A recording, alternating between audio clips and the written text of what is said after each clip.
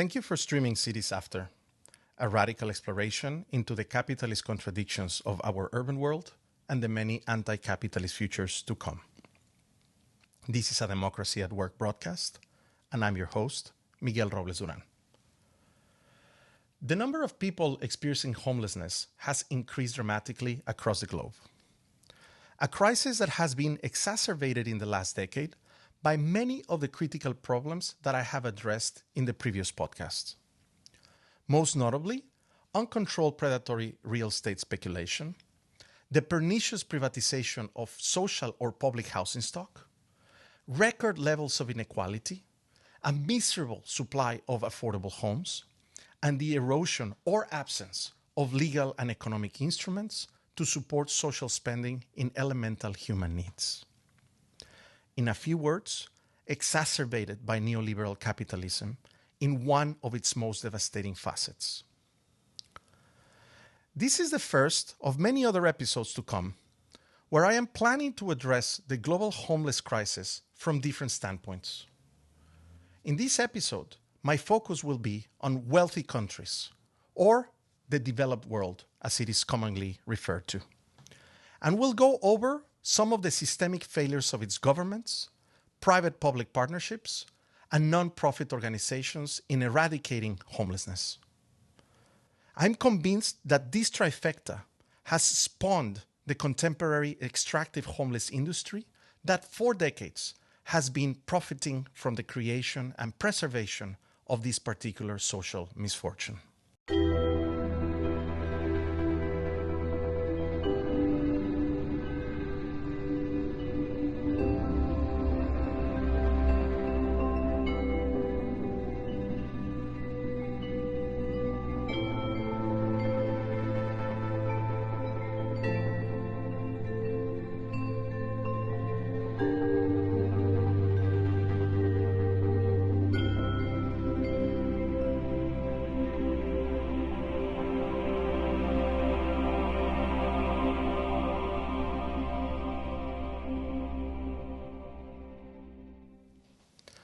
As most of you know, I record Cities After in New York City, a metropolis that for more than a century has been synonymous with extreme urban inequality and exorbitant numbers of homeless population. For us New Yorkers, this is an everyday component of our life in the city. Walking through almost every street and seeing people sleeping over pieces of cardboard in the sidewalk. This is something we morosely have gotten used to. The city has conditioned us to be indifferent, apathetic, and emotionally detached from the suffering of so many young and old human beings that don't have a place to call home. Because the capitalist urban ecology that we inhabit exists solely prioritizing profit over life, whiteness over humanity, pollution over nature, and greed over kindness. Through the second half of the 20th century, New York City represented the consummation of metropolitan inequality in the so-called developed world. It was seen by many as the belly of the beast. And even if other large American cities like Chicago, Los Angeles, or Philadelphia had also dreadful conditions of urban poverty, for many reasons, and this perhaps Hollywood had something to do with it, New York City has always stood out for its extreme contrasts. The rest of the developed world, specifically Canada, Western Europe, and Australia, was at that time somehow invested in the elimination of homelessness as an objective of welfare states through the development of massive public infrastructures. Amongst these, public and social housing by the thousands. And commonly looked at chronic homelessness as an American problem. Very often through the lens of New York City, as it was famously portrayed in the films of Martin Scorsese, Jerry Schatzberg, or Alan Pakula. where normally the city is realistically depicted as a dark, dangerous, depraved, and inhumane environment that had resulted from the failed American urban experiment. The American dream at that time was supposedly to be found in suburbia. But today, the homeless landscape in the developed world is very different. It is not just America, and although New York City continues to have a homeless crisis, it is no longer the supreme example of urban poverty that it was at some point. And this is not because things have improved, not at all, but simply because other urban regions now have it as bad or worse. The global neoliberal shift that began at the end of the 1970s launched a slow but ceaseless private takeover of all social welfare and public infrastructures across the world. For example, in 1989, Germany boosted a stock of 4 million social housing units. By 2006, this number had been halved to just 2 million units. Continuing in a stark decline towards the present day, Germany estimates that there's only 1 million remaining social housing units. This is 3/4 of the total social housing stock taken by the private market. And of course, this effect has been mirrored throughout the developed world. This has left wealthy countries like the UK with a homeless population approaching 300,000. Australia getting close to 150,000. France above 300,000. And according to the German Federal Association for Assistance to Homeless, Germany's homeless population is nearing 1 million. To put it in perspective, the 2022 data of the US Department of Housing and Urban Development, or HUD, estimated a national homeless population of almost 600,000. So yes, you heard the numbers right. If we trust national data, Germany now has a more bigger homeless problem than the United States. But I must add that homeless data is very difficult to gather, and it is methodologically imprecise. I will be sure to talk about this later on. I guess that what I'm trying to point out here is that to understand today's homeless crisis, it is important to avoid looking at it just as a national, regional, or local issue, as we have done historically. Homelessness today represents a systemic social failure and has to be addressed as a destructive consequence of late-stage capitalism and its global financial apparatus that knows no borders. With perhaps the exception of Finland, Japan, and Singapore, homelessness in wealthy countries has been on the rise without any signs of slowing down.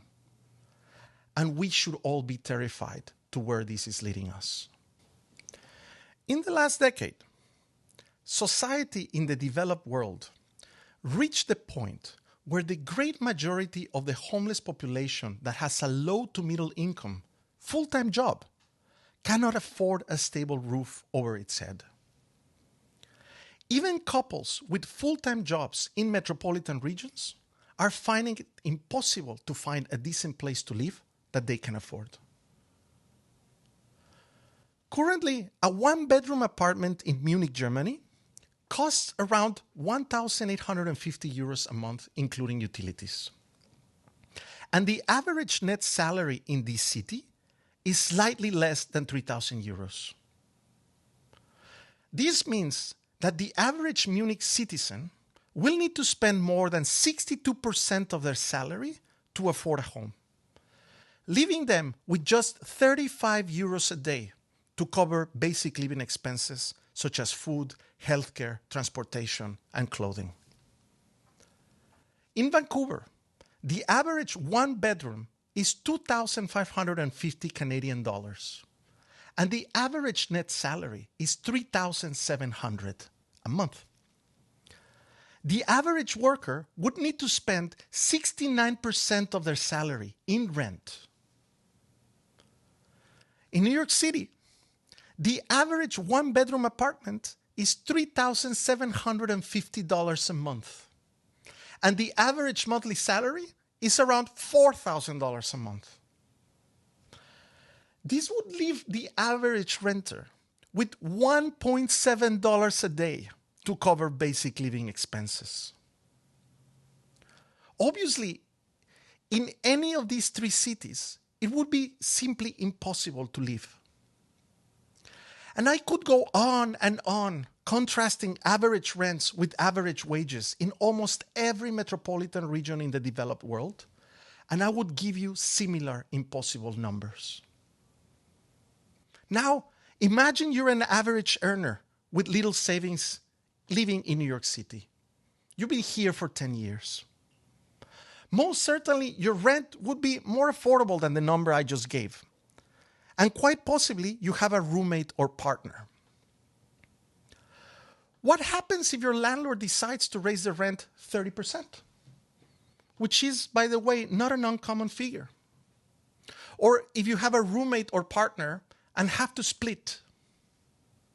Well, unless you start working 2 shifts, these eventualities would make you homeless. Because there is no way that you would be able to find a place you can afford with your average salary. Of course, if you lose your job or have an unexpected emergency expense and cannot pay your rent, you are most likely going to become also homeless. To put it bluntly, if you are one of the 60% of Americans that live paycheck to paycheck, you might be just one paycheck away from becoming homeless. In other words, any contingency would put you at risk of losing your home. The contemporary conditions of why one falls into homelessness are extremely different than what most people imagine are the reasons why someone is homeless. Contrary to being a drug addict or someone without education or with severe mental health issues, the majority of homeless are educated, mentally stable, and a very productive part of the workforce. According to the National Coalition for the Homeless, it is estimated that approximately 44% of the homeless population in the United States have completed college degrees or graduate degrees. And another study conducted by the National Law Center on Homelessness and Poverty found that 44% of homeless individuals surveyed were employed. To get even a clearer picture, it is important to take into account that these numbers don't count the approximately 1/3 of the homeless population in the USA who are children that study and don't work. Saying this, it is difficult to provide an exact percentage of homeless individuals who are fully employed or have college degrees, as consistent and reliable data on employment and education amongst the homeless population is truly not available in the USA, but also not available in Germany, Canada, or many other wealthy countries. Actually, most of the homeless data we have is grossly estimated, and the ability to connect and obtain reliable data on this population is severely lacking. And of course, this poses a significant obstacle in understanding the extent of the problem and developing effective strategies to ameliorate and ultimately eradicate homelessness. The issue of undercounting homeless individuals is one of the key challenges faced in accurately understanding the problem. Homeless people are incredibly transient, making it challenging to capture accurate data, particularly for those living outside designated shelters like tents, cars, mobile homes, trailers, shacks, tunnels, bridges, streets, or couch surfing. This leads to an immense underestimation of the homeless population, making it very difficult to assign public budgets, develop targeted policies and programs to, of course, address the issue.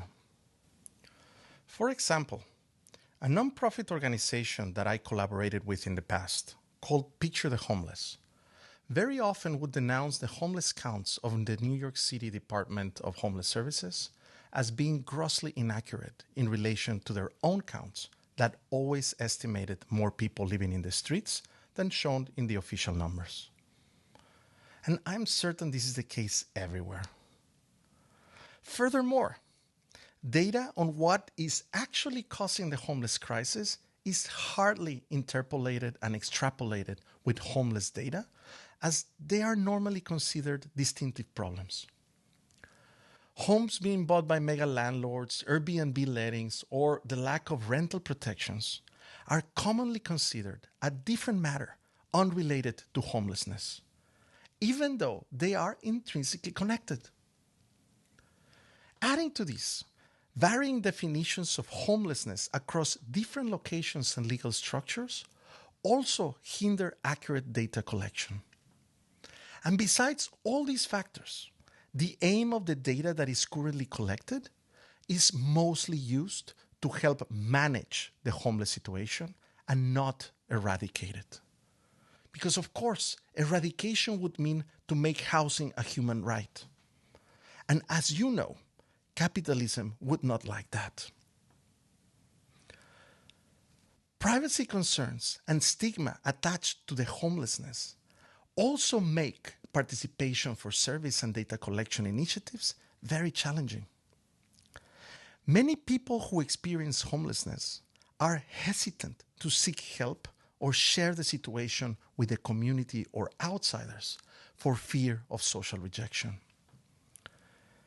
Even more critically, there are limited to no government resources allocated to data collection and analysis of the homeless crisis, which of course further complicates the challenge of obtaining trustworthy data on this critical issue. Inadequate government funding restricts the scope and quality of every collection effort. And this also leaves nonprofit and charitable organizations with the task of developing their own data and methodologies, creating more confusion and limiting the ability to establish an accurate estimation of the homeless population. And this is a crucial thing for activists, policymakers, and any organization that wants to combat the problem fully. So, apart from mandating housing for all, it is absolutely necessary that we fund the development of more accurate, comprehensive, and relational data collection systems at an international, regional, and local level that can cross-reference and integrate with other indicators of urban inequality and predatory financial operations. And all this with the addition of an in-depth qualitative data that is based on ethnographic and participatory research methods. Nevertheless, despite the lack of reliable official data, the overwhelming evidence from multiple independent studies indicate that an acute lack of affordable housing is the primary driver of homelessness. Atrociously pro-real estate policies and their for-profit managerial approach have utterly failed to address this crisis. Notwithstanding the overwhelming evidence backing up this claim, those in government have yet to deliver a genuine attempt to make affordable housing a priority. Apart from the rapacious interest and corruption of the real estate industry and government officials, there is another industry that has influenced the many decades of little to no political action in housing affordability. I'm referring to the private corporations in charge of managing homelessness, which have become a highly profitable business venture. This is the industry that municipalities across the globe contract and hire for providing and or managing shelters, security services, health services, job services, food supplies, maintenance and repair of shelters, cleaning services, as well as legal and financial assistance for those that are homeless. This industry is where most of the tax money dedicated to solve the homeless crisis goes to. For example, Max Neidlinger, a reporter from the German news agency Deutsche Welle, showed in a recent documentary that in the city of Cologne, providing permanent housing cost the city half of providing hotel shelter accommodation to the homeless. And in all cases across Germany, it would be cheaper for governments to provide permanent housing than any form of temporary shelter. In this direction, the most comprehensive report that I have read about the homeless industry is from the New York City organization I mentioned before, Picture the Homeless. They published it in 2019 with the title, The Business of Homelessness, Financial and Human Costs of the Shelter Industrial Complex. I took the title of this episode from this report. The report was a year-long investigation into the fiscal policies and government priorities that mold the lives of homeless individuals in New York City, and the findings are astonishing. Even though the report is New York City focused, it sheds light on how and why, despite the billions of dollars or euros that are poured by governments into solving the homeless crisis, the situation is just being managed and only keeps getting worse. Actually, some of the points that this 30-page report touches on can easily translate to most wealthy cities around the world. The bottom line is that overall, governments pay much more in homeless services than it would cost to permanently house families or individuals. So, who receives the billions of dollars of taxpayers' money? The private homeless industry. And this includes for-profit, but also not-for-profit organizations. Let me quote a bit of what they say in this report. I open quote. The city says it is too expensive to subsidize housing for households of extremely low income, when it actually is more expensive not to. In another quote, the Department of Homeless Services expense budget relies heavily on contracts, primarily with non-profit shelter service providers. But the service provided are inadequate and wasteful of city resources. Let me give you some numbers to substantiate these statements. Currently, the Department of Homeless Services spends over $2.1 billion a year to hire private contractors to badly manage homelessness. This is about $3,000 a month for each of the 70,000 homeless individuals in the city, or about $36,000 per year. The report also determined that the amount of money that the city is expected to spend on operating shelters over the next 3 years would be sufficient to finance housing for all homeless families.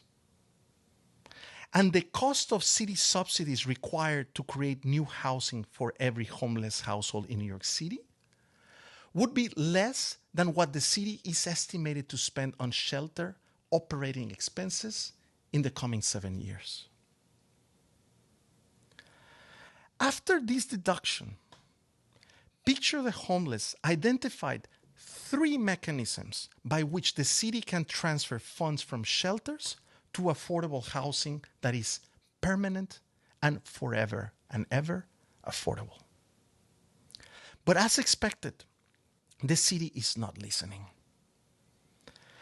The fact that the city is unwilling to build affordable housing to seriously tackle the issue guarantees that homeless shelters will stay in operation for an indefinite period, prioritizing the perpetual public subsidy of its private industry and the enrichment of its owners at the cost of human suffering. The report presentation closes with this statement, and I open quote. In this report, we propose working solutions that could address our present-day homelessness crisis at its source, while saving the city millions of dollars in the process. We know that money can be diverted away from wasteful shelters and into thriving and stable housing and neighborhoods.